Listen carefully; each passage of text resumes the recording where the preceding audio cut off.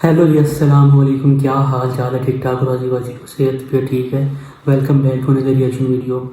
भाईजान दुरुफ रखी ने राम मंदिर में जो वीडियो बनाई थी उस पर पॉइंट ऑफ व्यू देना लाजमी था, क्योंकि इस बंदे की वीडियोस बहुत अच्छी होती है, अच्छी बात करता है।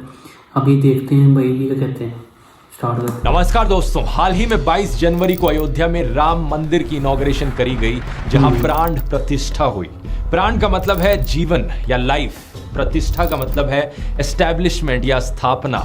ये वो सेरेमनी है जहां मूर्ति को मंदिर के अंदर इंस्टॉल किया जाता है। इस एक सेरेमनी की पिछले कुछ हफ्तों से अखबारों में, मीडिया में 2400 घंटे चर्चा हुई है और कई कंट्रोवर्सीज भी यहां उठी। देश भर के भक्तों को उस वक्त का इंतजार है जब मंदिर में रामलला की प्राण प्रतिष्ठा की जाएगी। मेरा लघु पुष्पक अब मुझे लक्ष्मण किला लेकर आ चुका है। पाकिस्तान में भी जय श्री राम हो रहा है। He's only drinking coconut water for 11 days. खुद को 18 घंटे खपाया, तब जाकर मोदी ने राम को पाया।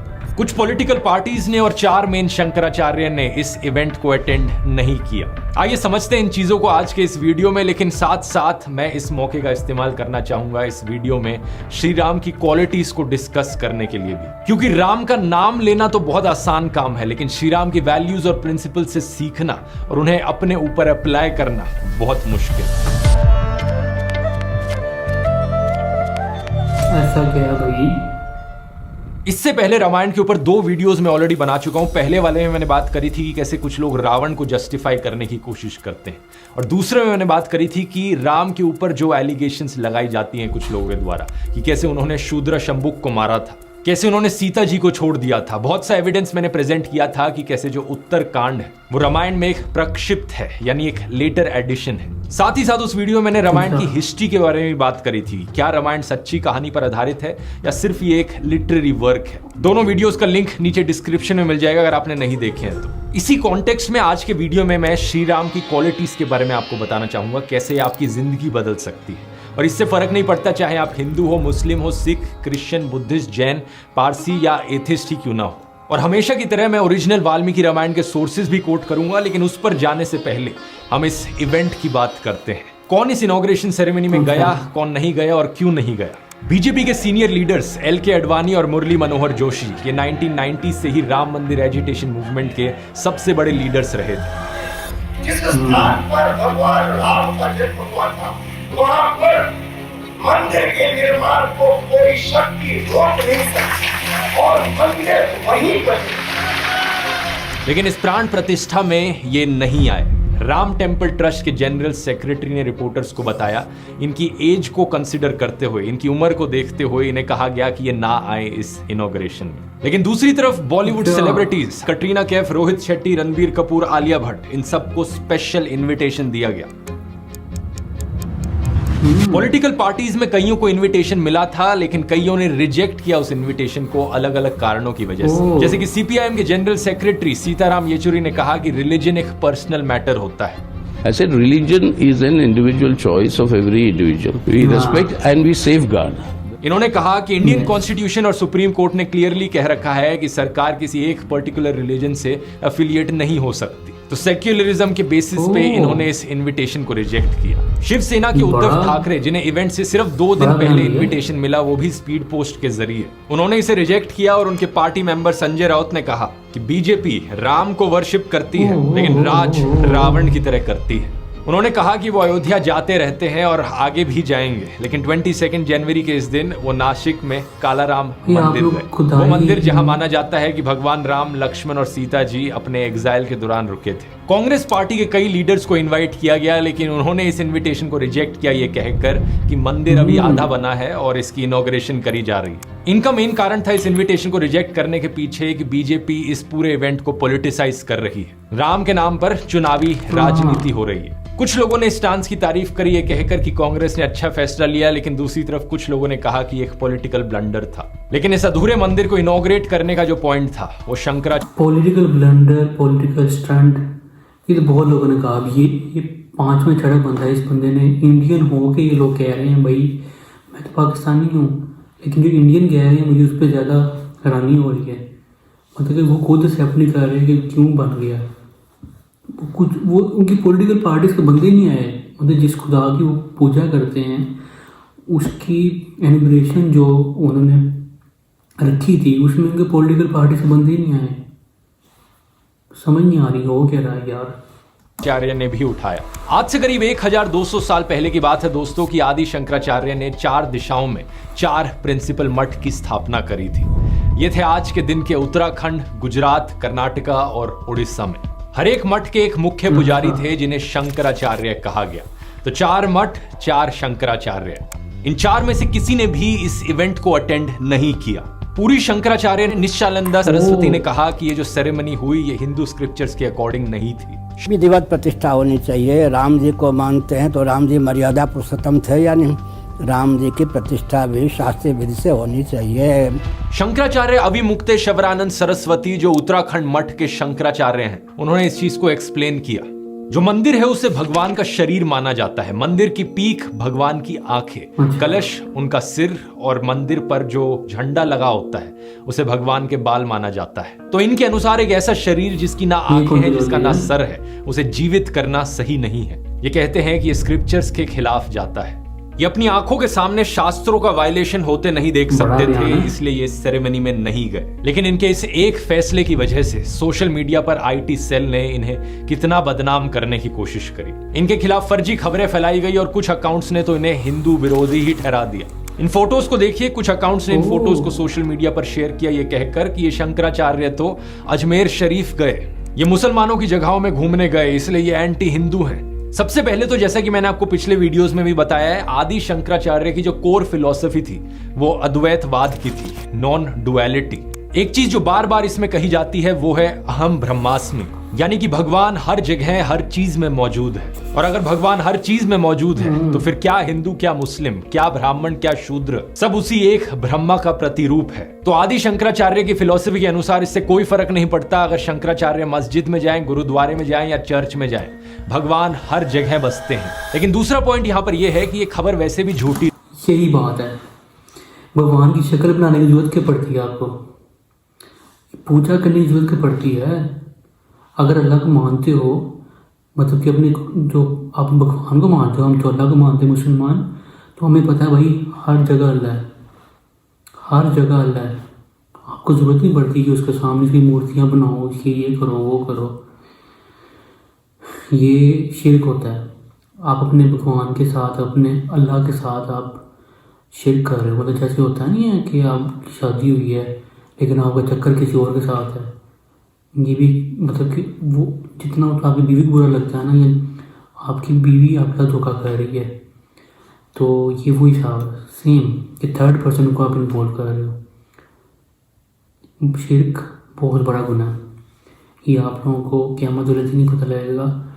बस अल्लाह ताला सबको हिदायत दे, मुसलमान करे और मुसलमान और मुस्लिम हो के इस्लाम पे खात्मा हो। शंकराचार्य के साथ एक इंसान अरविंद गुरु जो यहाँ गए थे, उन्होंने कहा ये कोई मुस्लिम जगह नहीं थी, ये एक हिंदू आश्रम ही था। ये रामदेव पीर का दरबार था जिसे कृष्ण का एक अवतार माना जाता है। ये उस दरबार की फोटो है जहाँ हमारे यहाँ रामदेव पीर जो कृष्ण अवतार माने जाते हैं। करण थापर से एक इंटरव्यू के दौरान शंकराचार्य स्वामी अविमुक्तेश्वरानंद सरस्वती से यही सवाल पूछा गया। उन्होंने कहा कि वो कभी अजमेर गए ही नहीं, तो ये कैसे अजमेर शरीफ हो सकता है? अभी तक ऐसा संयोग बना नहीं कि हम अजमेर शहर में ही जा सकें। जब हम अजमेर शहर ही नहीं गए तो अजमेर शरीफ कैसे जाएंगे?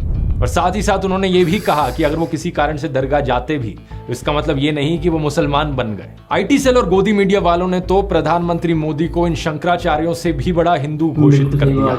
कुछ तो उन्हें विष्णु का अवतार भी कहते हैं, लेकिन प्रधानमंत्री मोदी भी तो दरगाह गए हैं, क्या वो मुसलमान बन गए करके? एक दूसरी फर्जी खबर फैलाई गई इन शंकराचार्य को बदनाम करने के लिए कि इन्होंने 5 लाख रुपए लिए थे इस इनॉग्रेशन के इनविटेशन को रिजेक्ट करने के लिए। इस खबर में ना कोई सर था, ना कोई पैर, ना कोई सबूत। हो इसका मतलब ये थोड़े है कि आप कुछ भी छाप दोगे। 5 लाख रुपया लेकर के तृप्त हो गए, ऐसा शब्द आपके अपने शंकराचार्य के लिए छापते हो आप। और जब आपसे पूछता है शंकराचार्य तो आप उसका स्पष्टीकरण नहीं दे पाते हो। कहां से पता चला कि 5 लाख रुपया किसने दिया, कहां दिया, कब दिया, बताओ ना। इस बात को देखकर शंकराचार्य खुद हैरान थे। आखिर ऐसी फर्जी खबर बिना कोई सबूत के क्यों चलाएगा शंकराचार्य को बदनाम करने के लिए? इससे एक चीज साफ पता चलती है दोस्तों कि आज के इस दौर में अगर आप बीजेपी या प्रधानमंत्री मोदी के द्वारा लिए गए किसी भी फैसले से असहमत हो और अपनी राय पब्लिक के सामने बोल देते हो तो आपको बदनाम करने में, आपको गालियां देने में कोई कसर नहीं छोड़ी जाएगी। कौन हिंदू है, कौन एंटी हिंदू, इसके सर्टिफिकेट्स बांटने के लिए इन नमूनों की पूरी फौज खड़ी है। और दिलचस्प बात यह है कि इन्हें राम की कोई परवाह नहीं है। राम के नाम पर इन्हें बस पॉलिटिक्स खेलनी है।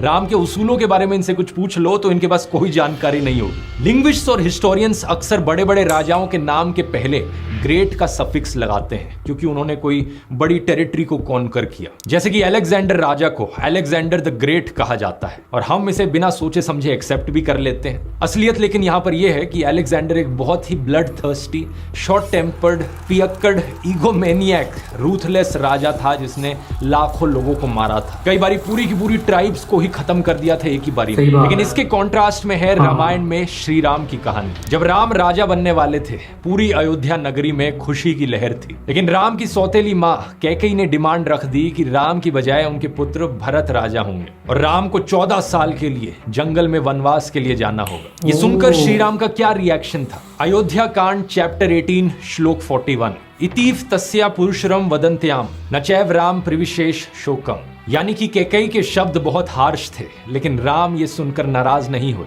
उन्हें कोई दुख नहीं हुआ इस बात का। श्रुत्वा न विव्यथे राम, यानी यह सुनकर राम व्यथित नहीं हुए, उन्हें कोई फर्क नहीं पड़ा। इसके बाद उन्होंने अपने पिता दशरथ को दिलासा दी और कैकेयी को कहा कि वो जंगल में चले जाएंगे। सोचकर देखिए दोस्तों, अगर ये चीज आपके साथ होती तो आपको कैसा लगता? आपको राजा बनाया जाने वाला है, लेकिन अचानक से ना सिर्फ आपसे आपका ताज छीन लिया जाता है, बल्कि आपको कहा जाता है कि आप जंगल में चले जाओ 14 साल के लिए वनवास के लिए। ये सुनकर बहुत से लोग गुस्से से भर उठेंगे, लेकिन राम वहां पर नाराज तक नहीं हुए। इस चीज को आप कंपेयर करो अशोक से, जिन्होंने अपने भाइयों को मार डाला सत्ता पाने के लिए। सेम चीज औरंगजेब ने करी, अपने भाई दारा शिकोह को मार डाला राजा बनने के लिए। अयोध्या के लोग ऑलरेडी राम के सपोर्ट में थे। अगर राम चाहते तो वो कह सकते कि ये देखो मेरे साथ अन्याय हो रहा है, मेरा कोई कसूर नहीं है यहाँ पर, लेकिन मुझे यहाँ पर जंगल में भेजा जा रहा है। वो भी चाहते तो राजा बन सकते कैकेयी और भरत को जेल में डालकर, लेकिन उन्होंने ऐसा नहीं किया। यहाँ ये बात बड़ी ध्यान देने वाली है कि अयोध्या के लोग सही मायनों में बिल्कुल सपोर्ट में थे राम के। पिछले चैप्टर 17 में लिखा गया है कि वो राम को राजा बनते देखना चाहते थे और उससे ज्यादा कुछ नहीं चाहते थे। और इसके पीछे कारण क्या है? श्लोक 15 में लिखा है कि राम कितने वर्चुअस थे, सभी लोगों को लेकर उनके दिल में कंपैशन था। लेकिन राम बड़े कामली शांतिपूर्ण तरीके से डिसाइड करते हैं कि वो जंगल में जाएंगे। चैप्टर 19 श्लोक 20 में लिखा गया है कि राम कैकेयी को क्या कह रहे हैं?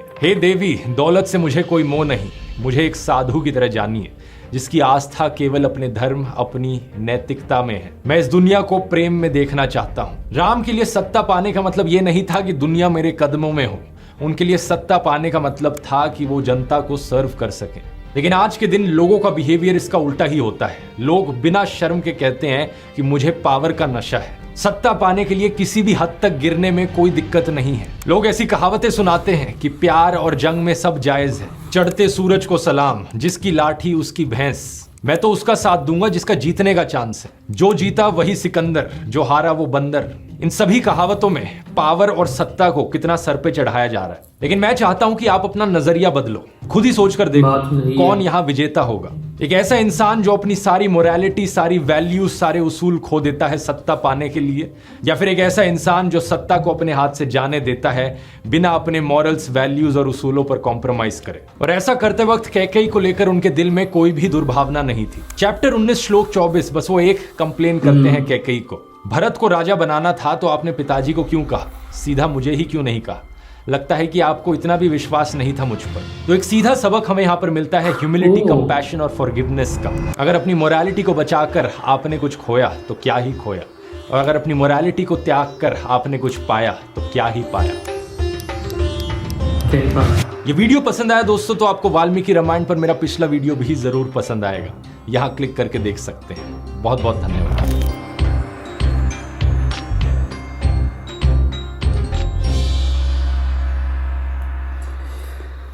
भाईजान फिर तो बात वही आती है ना एंड पे कि मुसलमानों क्या होगा इंडिया में। मुस्लिम कहाँ पे जाएंगे, वो कहाँ पे इबादत करेंगे? आप उन पर क्या जुल्म कर रहे हो? कश्मीर वाला मसला बताओ।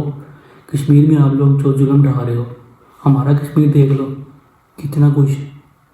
आज तक कभी कोई मसला आया हो उधर, कोई इस तरह की न्यूज़ आई हो?